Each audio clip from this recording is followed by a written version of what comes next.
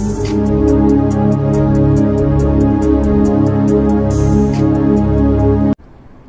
ప్రభువును రక్షకుడైన యేసుక్రీస్తు ప్రభు అత్యున్నతమైన నామమున, అతి శ్రేష్టమైన నామమున మీ అందరికీ వందనాలు.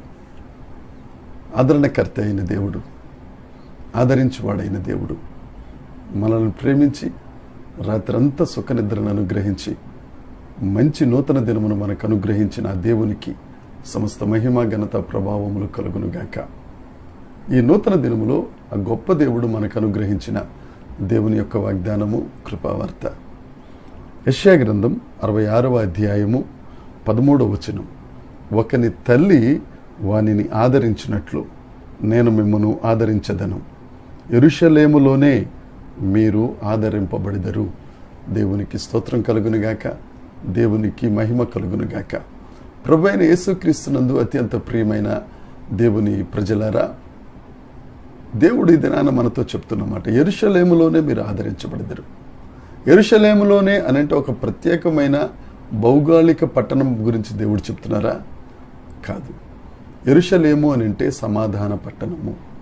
మీరు సమాధాన పట్టణంలోనికి వచ్చినట్లయితే, మీరు సమాధానకర్త అయిన దేవుడైన యేసుక్రీస్తు ప్రభు కౌగిలిలోనికి వచ్చినట్లయితే మీరు ఆదరించబడిదరు.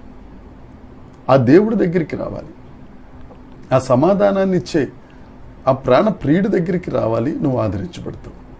అలా కాకుండా దేవుడి కాదనుకుని నువ్వు లోకంలో రకరకాల దారులు ఎత్తుక్కుని ఎక్కడెక్కడో ఆదరించబడాలని ఏయో ప్రయత్నాలు చేస్తే ఉన్న ఆదరణ పోయి, ఉన్న ఆ మనశ్శాంతి పోయి రకరకాల పరిస్థితుల్లోకి వెళ్ళిపోతావు.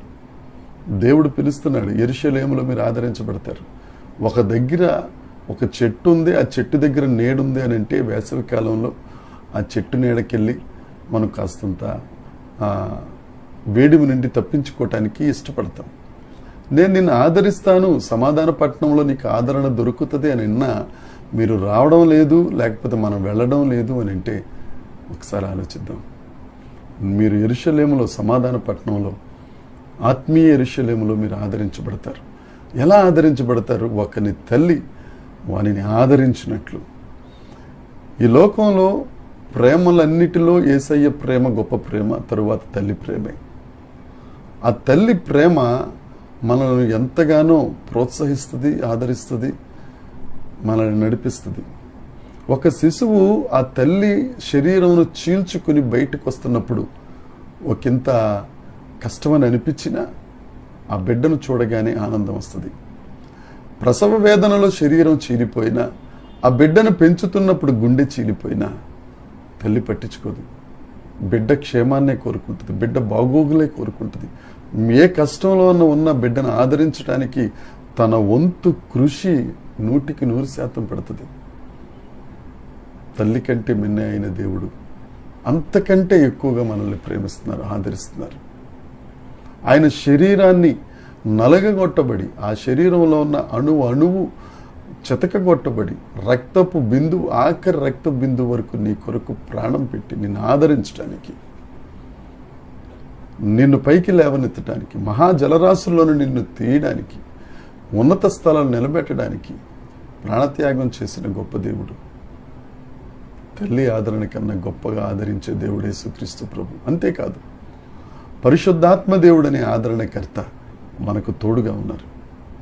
నువ్వు ఏ పరిస్థితులలో దిగులు పడుతున్నావో, ఏ పరిస్థితులలో వేదన పడుతున్నావో, ఏ పరిస్థితులలో నలిగిపోతున్నావో, ఆ పరిశుద్ధాత్మ దేవునికి నువ్వు విన్నవించుకున్నట్లయితే నిన్ను ఆదరించే దేవుడు నీతోనే ఉన్నాడు, నీలోనే ఉన్నాడు.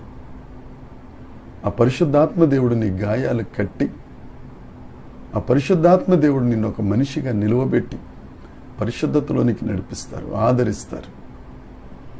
ఈ దినపు వాగ్దానం నీ కొరకే నా ప్రియ సహోదరి, సహోదరుడా. ఏ పరిస్థితిలో నువ్వు నలిగిపోయి ఆదరణ లేక కొట్టుమిట్టాడుతున్నావో దేవుడు నీతో మాట్లాడుతున్నాడు. ఒకని తల్లి కుమారుణ్ణి, కుమార్తెను, బిడ్డను ఆదరించినట్లు నేను నిన్ను ఆదరిస్తాను, నేను నిన్ను నిలువబెడతాను, నేను నీకు సహాయం చేస్తానని దేవుడు పిలుస్తూ ఉంటే ఎంతకాలం దేవునికి దూరంగా ఉంటాం? దేవుడి దగ్గరికి వద్దాం, ఆదరణ పొందుదాం, అనేకులకు ఆదరణగా, అనేకులను ఆదరించే వారిగా మనం ఉందాం. దేవుని చేత దీవించబడదాం. ఈ ఆదరణ మాటలు నీ కొరకే, దేవుని ఆశీర్వాదాన్ని పొందుకో, దేవుని ఆదరణను పొందుకో, ఆనందంతో బ్రతుకు. దేవుడు నిన్ను దీవించును గాక.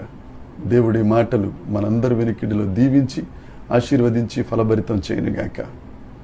ఆమేన్. ప్రార్థన. పరలోకమందున్న మా తండ్రి, పరిశుద్ధుడా, గొప్ప దేవుడా, నీకు స్తోత్రం. జీవము కలిగిన యేసుక్రీస్తు ప్రభువా, నీకు వందనాలు చెల్లిస్తున్నాం. ఒకరి తల్లి బిడ్డను ఆదరించినట్లుగా నేను మిమ్మల్ని ఆదరిస్తానన్న గొప్ప దేవుడా, నీకే మహిమయ. నీ ఆదరణకే నీకు వందనాలు. పరిశుద్ధాత్మ దేవుడా, మీకు స్తోత్రాలు చెల్లిస్తున్నాం. మీరు మాతో ఉన్నారు, మమ్మల్ని ఆదరిస్తున్నారు. ఆదరణ కర్తవు ప్రభువా, నీకు స్తోత్రం. నైనా ఈ వాక్యం అన్న ప్రతి ఒక్కరిని ఆదరించి దేవనైన వారి బ్రతుకులను గొప్ప అద్భుతమును జరిగించి మహిమ పొందమని యేసుక్రీస్తునామమున ప్రార్థించి అడిగి వేడుకొనుచున్నాము తండ్రి. ఆమేన్. దేవుని కృప మనందరికీ తోడై ఉండును గాక. ఆమేన్. ఆమేన్. ఆమేన్.